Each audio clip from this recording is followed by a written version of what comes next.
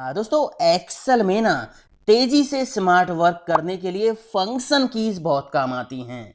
इस वीडियो में ना F1 से लेके F12 तक सारी फंक्शन कीज के डिफरेंट डिफरेंट यूज मैंने एक्सप्लेन कर दिए हैं। आप बिगनर्स हो या एक्सपर्ट हो, आपको एक्सेल में फंक्शन कीज के यूज जरूर पता होने चाहिए। तो ये वीडियो दोस्तों बहुत काम का है, इसको स्किप ना करें। मैं हूं दीपक, आपका दोस्त। Let's begin this topic.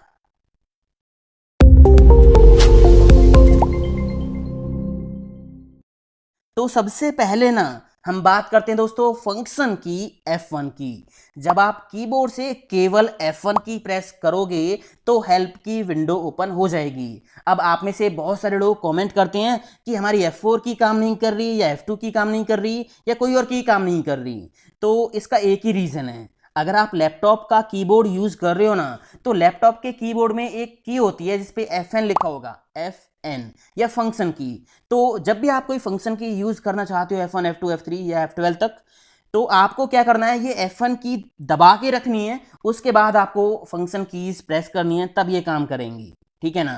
ये वीडियो दोस्तों बहुत काम का है, सारी कीज आपको जरूर पता होनी चाहिए, और अगर ये आपको पता होंगी ना तभी आप स्मार्ट वर्क एक्सेल में कर पाओगे। तो सिंपल F1 प्रेस करने से तो क्या होगा, हेल्प की विंडो ओपन हो जाएगी। कई बार ये बहुत काम आ जाती है। एक्सेल में कोई ऐसा फॉर्मूला है जिसके बारे में हमें नॉलेज नहीं है, तो उसके लिए आप गूगल पे जाके सर्च करोगे, है ना, या कोई और टॉपिक जिसके बारे में आपको नॉलेज नहीं है, तो आप एक्सेल के अंदर ही उसको सर्च कर सकते हो, वो भी ऑफलाइन, इंटरनेट की जरूरत नहीं है। तो यहाँ पे मान लीजिए मुझे वी लुकअप के बारे में जानना है, तो मैं यहाँ पे टाइप कर दूंगा वी लुकअप, एंटर प्रेस करूंगा, तो यहाँ पे देखिए ये लिंक आ गई। आप जैसे ही वी लुकअप फंक्शन पे क्लिक करोगे तो यहाँ पे पूरी डिटेल आपको मिल जाएगी वी लुकअप फंक्शन की, देखिए, है ना, विद एग्जांपल्स। तो मैंने क्या किया, ये बंद कर दी हेल्प की विंडो। तो कोई भी हेल्प आप यहाँ से ले सकते हो। ठीक है। अब अगर आप F1 की कंट्रोल के साथ प्रेस करोगे, मतलब कंट्रोल F1 की प्रेस करोगे तो रिबन शो ऐड होता है, कंट्रोल F1, ये देखिए। ठीक है।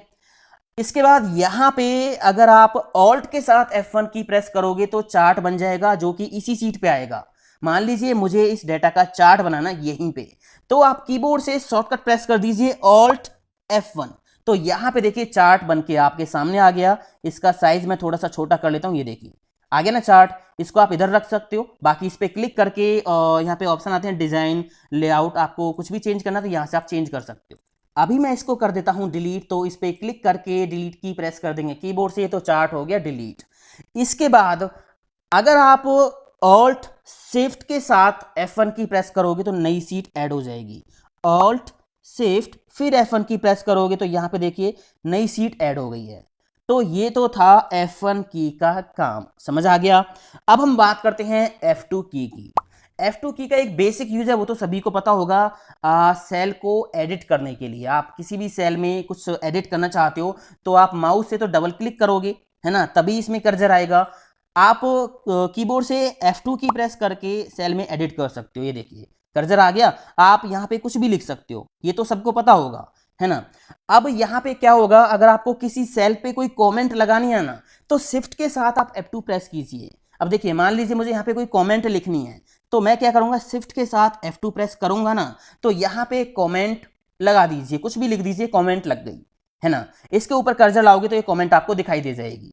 अब अगर आपको इस कमेंट में एडिट करना हो तो कैसे होगा, दोबारा से इसी सेल पे करो क्लिक, फिर से क्या करोगे, शिफ्ट F2 प्रेस करोगे, तो ये देखिए ये पॉपअप फिर से आ गया। अब इसमें आप कोई भी चेंज कर सकते हो, है ना, ये देखिए चेंज कर दिया, बाहर क्लिक कीजिए, ये देखिए एडिट हो गया। अब मान लीजिए अगर आपको ये कमेंट डिलीट करनी है तो क्या होगा, फिर से आप इस सेल पे क्लिक करो और फिर से शिफ्ट F2 प्रेस करो, तो ये आपका जो है पॉपअप आ जाएगा, ये बॉक्स आ गया। आपको इसकी लाइन पे करना है क्लिक और कीबोर्ड से कर देना है डिलीट की प्रेस, तो ये कमेंट हो जाएगी डिलीट। तो ऐसे शिफ्ट F2 का यूज करके आप कमेंट लगा सकते हो, एडिट कर सकते हो। इसके बाद अगर आप कंट्रोल के साथ F2 प्रेस करोगे तो प्रिंट प्रीव्यू देख सकते हो। मान लीजिए मुझे इसका प्रिंट प्रीव्यू देखना है, तो कंट्रोल F2 में प्रेस करूंगा तो यहाँ पे प्रिंट प्रीव्यू आ जाएगा कि हमारा जो प्रिंट आउट है वो पेज पे किस तरह से दिखाई देगा, किस तरह से आएगा। ठीक है ना। बाकी ऑप्शंस भी आपको यहाँ पे मिल जाते हैं, एस्केप की दबा के यहाँ से हम बाहर निकलते हैं। ये तो काम हो गया F2 का।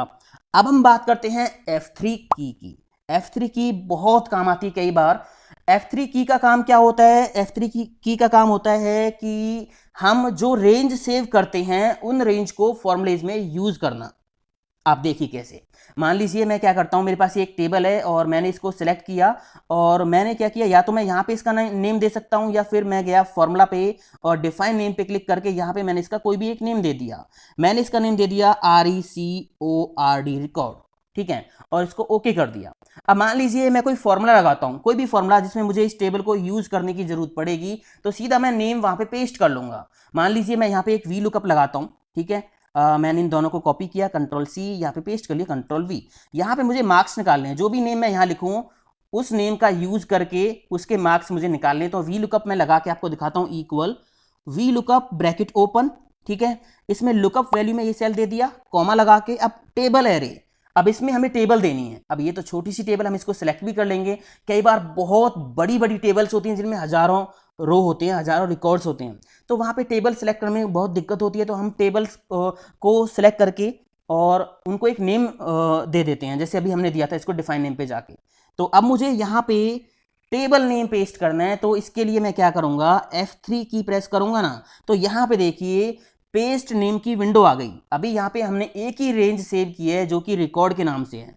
अगर आपने यहाँ पे मल्टीपल रेंज सेव की होती, मल्टीपल टेबल सेव की होती, तो सभी के नेम आ जाते। आपको यहाँ पे कौन सी टेबल इंसर्ट करनी है, कौन सी रेंज इंसर्ट करनी है, तो उस पर आप क्लिक कर लीजिए। अभी यहाँ पे एक ही है, तो मैंने इस पर क्लिक किया और ओके कर दिया। तो यहाँ पे देखिए जो है ये रेंज आ गई है, रिकॉर्ड नाम से ये पूरी रेंज कवर कर ली इसने। अब बाकी का काम आगे आप कर सकते हो, ठीक है। तो यहाँ पे मैं कर देता हूँ, मान लीजिए कॉमा लगा के मुझे निकालना मार्क्स, तो मैंने लिखा 2, कॉमा लगा के यहाँ पे 0, एंटर प्रेस कर देंगे, काम हो गया। यहाँ से कोई भी नाम आप यहाँ पे लिखोगे तो ये प्रॉपर वर्क करेगा, ठीक है दोस्तों। तो F3 का काम क्या होता है कि जो भी रेंज आपने सेव कर रखी है उनकी लिस्ट आपको देखनी है फॉर्मूला लगाते टाइम, और फॉर्मूला में उनको इंसर्ट करना है। तो उसके लिए हम यूज करते हैं F3 की, सिंपल F3, ठीक है ना। इसके बाद है शिफ्ट F3। मान लीजिए आपको इस सेल पे कोई फॉर्मूला लगाना है, तो बस आप कीबोर्ड से प्रेस कर दीजिए शिफ्ट F3, तो इंसर्ट फंक्शन की ये विंडो आपके सामने आ जाएगी। अब यहाँ कैटेगरीज में से फॉर्मूला कैटेगरी आप कर सकते हो सिलेक्ट। मान लीजिए मैंने यहाँ से ले लिया डेट एंड टाइम।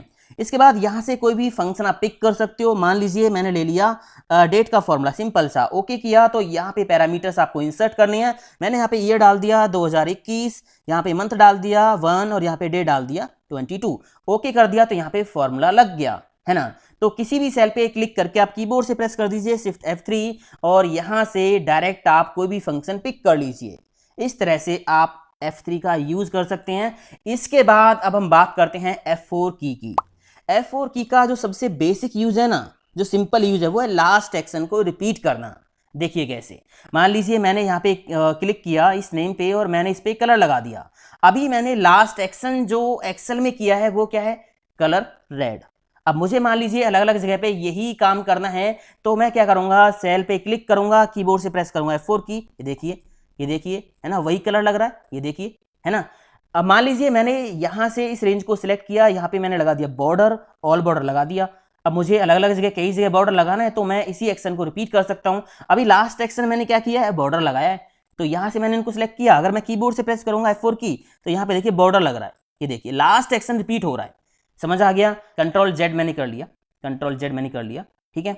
इसके बाद यहाँ पे अब आप एक और F4 की का यूज देखिए, मैंने इनको कर दिया डिलीट।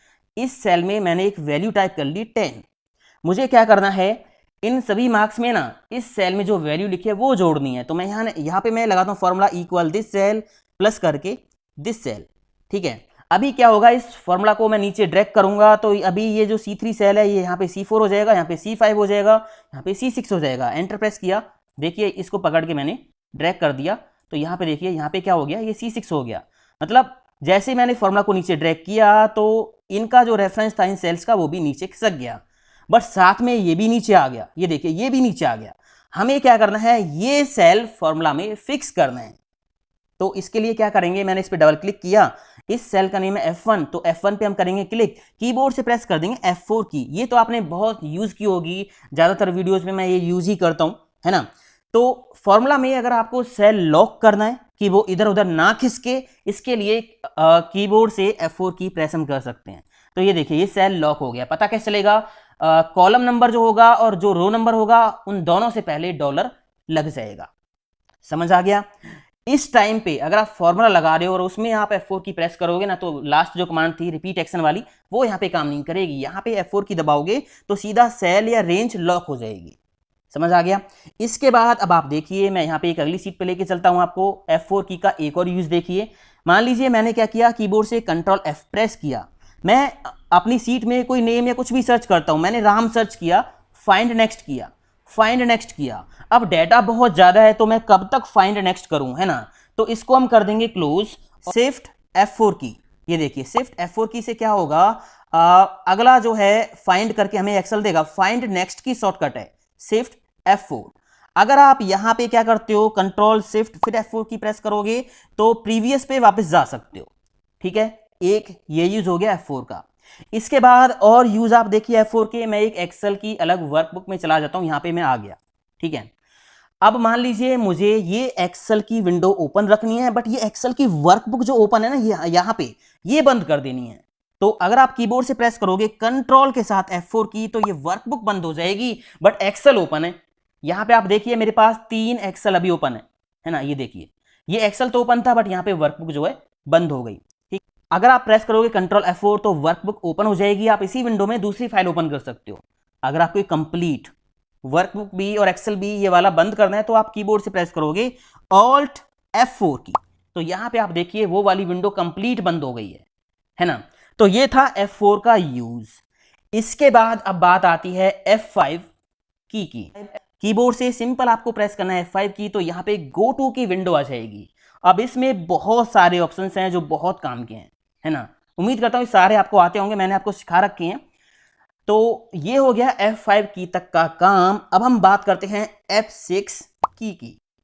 फंक्शन की F6 का यूज होता है ऊपर रिबन पे, सीट में और नीचे यहाँ पे मूव करने के लिए। देखिए मैं कीबोर्ड से प्रेस करता हूँ फंक्शन की F6, तो अभी हम देखिए रिबन पे आ गए।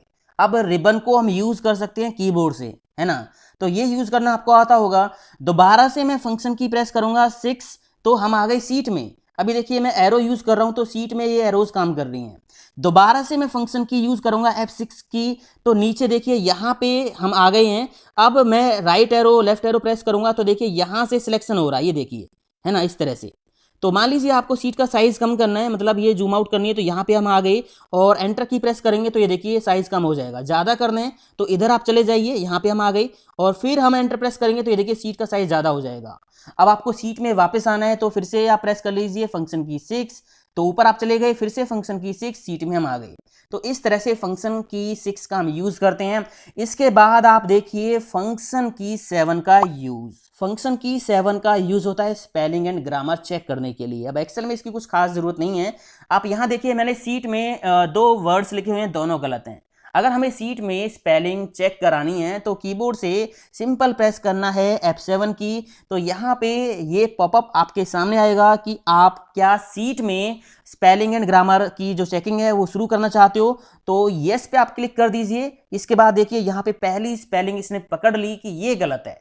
इसके बाद यहाँ पे सही स्पेलिंग सजेस्ट कर रहा है, मान लीजिए सीट, हमें यहाँ पे सीट लिखना है तो बस चेंज पे क्लिक कर दीजिए। यहाँ पे चेंज पे जैसे ही क्लिक करोगे तो यहाँ पे देखिए सीट आ गया। अगली गलत स्पेलिंग यहाँ पे ये है, इसकी जगह पे क्या लिखना है वो आप यहाँ से देखिए और इसको चेंज कर लीजिए। अगर माइक्रोसॉफ्ट यहाँ पे बहुत जगह इसी तरह से गलत लिखा हुआ है, आप पूरी सीट में स्पेलिंग को सही करना चाहते हो तो चेंज ऑल कर दीजिए। तो एक ही बार में जहां जहां जिस जिस सेल में ये इस तरह से गलत स्पेलिंग लिखी होगी वो सब जगह सही हो जाएगी। तो चेंज ऑल कर सकते हो, मैंने चेंज कर दिया। ठीक है, तो यहाँ पे कंप्लीट हो गई स्पेलिंग चेकिंग। इसके बाद यहां पे एक और काम की है फंक्शन की 8। इसका काम क्या देखिए, इसका काम होता है सिलेक्शन को इजी करने के लिए। यहां से मान लीजिए आपको सिलेक्शन करना है, अगर आप माउस से भी करोगे तो कैसे करोगे, माउस से यहां से पकड़ के खींचोगे, है ना। तो अगर डेटा बहुत ज्यादा होगा तो कहां तक खींचते आप जाओगे इस तरह से। तो बहुत आसानी से F8 की का यूज करके आप सिलेक्शन कर सकते हो। ठीक है, देखिए यहां पे आपने क्लिक कर लिया, कीबोर्ड से सिंपल प्रेस कर दीजिए F8 की, तो ये सेल हो गया लॉक। अब आप या तो माउस से कहीं भी क्लिक कर दीजिए। ये देखिए मैंने यहां क्लिक किया, सिंगल क्लिक कर रहा हूं मैं, लेफ्ट क्लिक, तो वहीं तक सिलेक्शन हो जा रहा है ना। मैं इस पे क्लिक किया, दोबारा इस तरह से हो गया। अब मान लीजिए कीबोर्ड से करना है तो शिफ्ट की दबा के रखने की जरूरत नहीं है, सिंपल राइट एरो प्रेस करो, ये देखिए, सिंपल डाउन एरो प्रेस करो, ये देखिए, तो इस तरह से सिलेक्शन जो है होता है सिंपल F8 की दबाने से। अब इसको आप कॉपी पेस्ट कर लीजिए, जो भी करना कर लीजिए, ठीक है। अब मान लीजिए कोई दूसरा सिलेक्शन आपको करना है, तो अभी तो होगा नहीं, तो इसके लिए क्या करना होगा, आपको F8 की दबानी होगी कीबोर्ड से फिर से। तो मैंने फिर से F8 की दबा दी। अब देखिए यहाँ पे आप क्लिक कर सकते हो। अब कई बार ऐसा होता है कि हमें ना मल्टीपल सेल्स सिलेक्ट करने होते हैं, चुन चुन के सेल्स पे क्लिक करना होता है। तो उसके लिए हम क्या करते हैं, कीबोर्ड से दबाते हैं कंट्रोल की, फिर अलग अलग सेल्स पे हम इस तरह से क्लिक करते हैं, है ना। तो इसका सिंपल सा तरीका है, मान लीजिए आपने यहाँ क्लिक कर लिया। अब शिफ्ट के साथ F8 की प्रेस कर दीजिए, शिफ्ट F8 की, ठीक है। अब बस आपको क्लिक करना है सेल्स पे, और ये देखिए बस सिंगल क्लिक करना है, कोई कंट्रोल की दबा के नहीं रखनी है, तो ऑटोमेटिक सारे सेल्स सिलेक्ट होते चले जा रहे हैं, ठीक है। अब आपको ये डिसेबल करना है, तो फिर से शिफ्ट F8 की आप दबा दीजिए। तो अब आप देखिए यहाँ पे आप सिंगल सेल को सिलेक्ट कर सकते हो। समझ आ गया। इसके बाद एक और शॉर्टकट की है, ऑल्ट के साथ F8 की प्रेस आप करोगे तो मैक्रो की विंडो ओपन हो जाती है।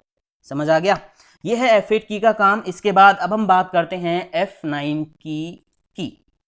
यहां पे मैंने ना एक सिंपल सा फॉर्मूला लगा दिया, इक्वल सम ब्रैकेट ओपन, और इसमें ये रेंज मैंने कर दी, सिलेक्ट एंटर प्रेस कर दिया, तो यहाँ पे सम आ गया, ठीक है।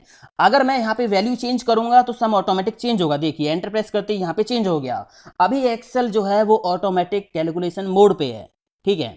अगर ये कैलकुलेशन ऑटोमेटिक नहीं होती है, फॉर्मूला ऑटोमेटिक अपडेट नहीं होता है, तब आपको F9 की जरूरत पड़ती है। अब पहले आप ये समझ लीजिए कि ये कैलकुलेशंस ऑन ऑफ कहाँ से होती हैं।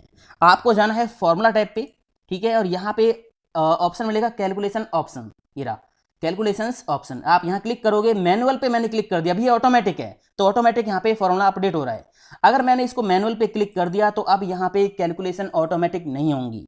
मान लीजिए मैंने इसको 0 कर दिया या 1 कर दिया, ठीक है, बाहर क्लिक करोगे तो फॉर्मूला ऑटोमेटिक अपडेट नहीं हुआ। इस केस में आपको जरूरत पड़ती है F9 की प्रेस करने की। तो आपको कीबोर्ड से प्रेस करनी है F9 की, तो यहाँ पे देखिए F9 की प्रेस करते ही फॉर्मूला अपडेट हो गया। समझ आ गया ना। अब यहाँ पे आप जाओगे फिर से, वैसे इसकी जरूरत नहीं है, हम एक्सेल को हमेशा ऑटोमेटिक कैलकुलेशन मोड पे ही रखते हैं। तो इन केस मान लीजिए आपके सामने ये प्रॉब्लम हो रही है, तो या तो आप इसको यहाँ से सही कर लो, यहाँ पे जाके ऑटोमेटिक मोड पे कर लो, या फिर ऑटोमेटिक मोड पे आपको नहीं करना तो F9 की प्रेस कर लीजिए। अब F9 की प्रेस करने से होगा क्या, आपकी जो ये करंट सीट है, मतलब ये जो वर्कबुक है ना आपकी सारी की सारी, इसमें जितनी भी सीट्स हैं वहां पे जितनी भी कैलकुलेशंस आपने की हैं वो सारी कैलकुलेशंस ऑटोमेटिक अपडेट हो जाएंगी। अगर आप केवल इसी सीट पे कैलकुलेशंस अपडेट करना चाहते हो तो आपको प्रेस करना होगा शिफ्ट F9। समझ आ गया। इसके बाद हम बात करते हैं F10 की। F10 की ऑल्ट की तरह काम करती है। रिबन अगर आपको यूज करना है कीबोर्ड से तो सिंपल आपको प्रेस करना होगा कीबोर्ड से F10 की। ये देखिए, तो रिबन पे ऑप्शंस आ गई हैं। आपको होम में जाना है तो कीबोर्ड से प्रेस कर दीजिए H, ठीक है, होम पे हम आ गए। और आपको यहाँ पे बॉर्डर लगाना है तो बॉर्डर के लिए आपको बॉर्डर वाले ऑप्शन पे जाना होगा। यहाँ पे B लिखा हुआ है, कीबोर्ड से B प्रेस कर दीजिए तो बॉर्डर पे आ गई। ऑल बॉर्डर के लिए यहाँ पे क्या लिखा हुआ है, A, तो A प्रेस कर दीजिए, यहाँ पे देखिए बॉर्डर लग गया सेल पे। तो सिंपल आपको ये अगर यूज करना है रिबन तो आप या तो ऑल्ट की से कर लीजिए या फिर F10 की से कर लीजिए, ठीक है, समझ आ गया। इसके बाद यहाँ पे F10 की का एक और यूज है, वो यूज क्या है देखिए। सीट में अगर आपको कहीं भी ना राइट क्लिक करने की जरूरत पड़ती है तो आप करोगे क्या, बस सेल पे ले जाओ और कीबोर्ड से प्रेस करो शिफ्ट F10 की, तो राइट क्लिक का मेन्यू आ जाएगा। अप डाउन एरो का यूज करके आप यहां से जो है सिलेक्शन कर सकते हो। इसके बाद हम बात करते हैं F11 की, ठीक है। केवल F11 की प्रेस करने से क्या होगा, जो डाटा आपने सिलेक्ट किया होगा ना उसका एक नई सीट पे चार्ट बन जाएगा F11 की प्रेस करते ही। तो मैंने ये डाटा कर लिया है सिलेक्ट और मैं कीबोर्ड से प्रेस कर देता हूं F11 शॉर्टकट की। तो यहां पे देखिए एक सीट ऐड हो गई है चार्ट के नेम से और यहां पे ये चार्ट आ गया है। समझ आ गया। इसके बाद अब मान लीजिए आपने क्या करना है, विजुअल बेसिक की विंडो ओपन करनी है तो इसके लिए Alt F11 आप प्रेस करोगे, Alt F11, तो विजुअल बेसिक की विंडो आपके सामने आ जाएगी। इसके बाद यहाँ पे आपको करना क्या है, शिफ्ट F11 प्रेस करके आप यहाँ पे नई सीट ऐड कर सकते हो। शिफ्ट F11 शॉर्टकट की मैं प्रेस करता हूँ कीबोर्ड से तो यहाँ पे देखिए नई सीट्स ऐड हो गई हैं। समझ आ गया। इसके बाद दोस्तों है F12 का एक ही काम है, अपनी जो वर्कबुक है इसको फिर से सेव करना। मतलब सेव एज करना। तो अगर मैं कीबोर्ड से प्रेस करता हूं F12 की, तो यहाँ पे सेव एज की ये विंडो आपके सामने आ जाएगी। कोई भी नाम दे दीजिए और अपनी फाइल को सेव कर लीजिए। उम्मीद करता हूं दोस्तों ये सारी फंक्शन कीज F1 से लेके F12 तक आपको समझ में आ गई होंगी और ये बहुत काम की हैं। वीडियो अच्छा लगा लाइक शेयर कॉमेंट करते जरूर जाना। मिलता हूं अगले वीडियो में। थैंक यू दोस्तों, हैव अ नाइस डे, जय हिंद, वंदे मातरम, टेक केयर।